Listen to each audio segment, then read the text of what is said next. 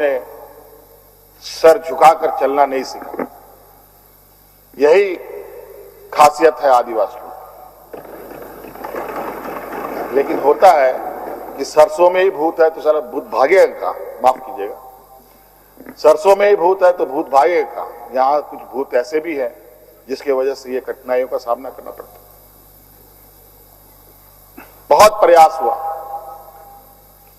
जब जब हम लोगों ने अलग राज्य का परिकल्पना किया तब भी इन लोगों ने हंसी उड़ाई कि आदिवासी लोग अलग राज लेगा। जब हम सत्ता में आए, आदिवासी सत्ता चला पाएगा, कुछ दिनों में गिर जाएगा। मैं हवाई जहाजों में चलता था अध्यक्ष महोदय, उसमें भी इनको तकलीफ। मैं 5 स्टार होटलों में रुकता था, उसमें भी इनको तकलीफ।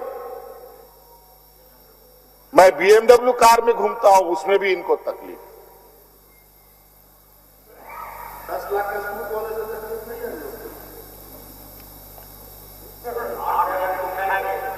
क्या कहावत है कि हम करें तो गुनाह, ये करे तो क्या, यही कहावत है। खैर छोड़िए अध्यक्ष महोदय, बड़ा विचित्र स्थिति है।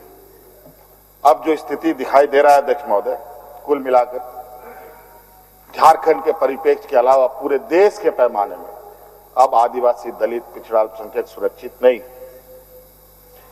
विशेषकर झारखंड में तो यहाँ के खनिज संपदाओं को, जो वर्षों से इस पर लोगों की गिद्ध नजर है और आगे भी रहेगी।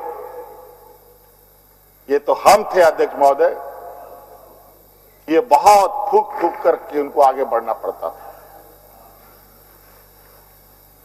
ये खुला दरवाजे की आदी हो चुके हैं, इनको कोई रोक टोक नहीं कर सकता। जो इनके सामने आएगा वो इसी तरीके के अंजाम से उनको गुजरना पड़ेगा। और इनको लगता है ऐसे अंजाम देने से झारखंड के लोग घबरा जाएंगे। ये आप लोगों की बहुत बड़ी भूल है, और इतनी बड़ी ये भूल होगी जो झारखंड का इतिहास आपको कभी माफ नहीं करेगा। अध्यक्ष महोदय,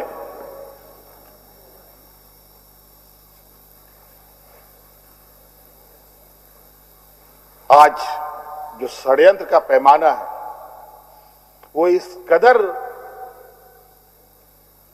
बड़े, उसके जो दायरे बने हैं, कानून के अंदर रह करके गैर कानूनी काम करना कैसा हो, ये कर किसी से सीखना हो तो इन लोगों से सीखिए और इनके संस्थाओं से सीखिए। मैं तो कहता हूं, मैं फिर से कहता हूं कि आप लोग दस्तावेज लाइए सदन में, या आपने ईडी और सीबीआई को सपोर्ट कीजिए और कोर्ट में पेश करें। एक भी दस्तावेज अगर आप लोग निकाल के दिखा दें कि हमने 8.5 एकड़ जमीन हड़पी है, तो मैं उसी दिन राजनीति से संन्यास किया, झारखंड छोड़ के चला जाऊं।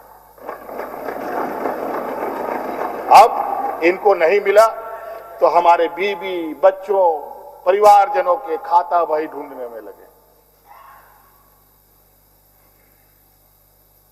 ये पैसा कहां से आया, वो पैसा कहां से आया, ये आया, वो आया। अध्यक्ष महोदय, असमानताएं देखिए इसी सदन के अंदर।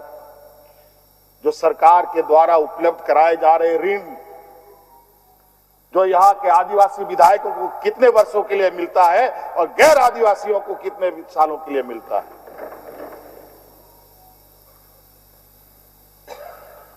इस विषय पर गंभीरता से सोचने की आवश्यकता है। देखो, ये बहुत लंबी लड़ाई है। आज जिस तरीके से